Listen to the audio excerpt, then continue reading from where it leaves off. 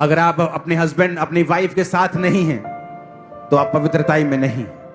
अगर आप अपनी वाइफ से दूर हैं तो भी आप पवित्रताई में नहीं हैं, क्योंकि वचन कहता है आप तुम दोनों एक मन हो और एक तन हो।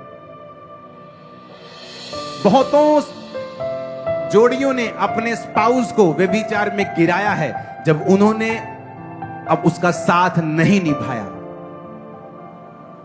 यह गहरी बात मैं आपसे कह रहा हूं।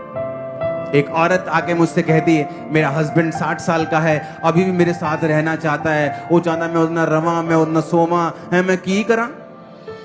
ये बात मुझे कहनी पड़ रही, डीप बात है। मैंने कहा अगर वो चाहता है तो तुम्हें पता है तुम्हारा शरीर तुम्हारा अपना नहीं है। वचन कहता है ये तुम्हारे पति का है, और तुम्हारे पति का शरीर उसका पति का नहीं बल्कि तुम्हारा है, तुम दोनों एक हो। कहती नहीं नहीं नहीं ये ना शारीरिक गल आई थी।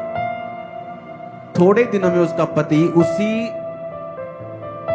गांव के एक लड़की के साथ भाग गया अपने घर से। मैंने कहा अब बताओ क्या हुआ?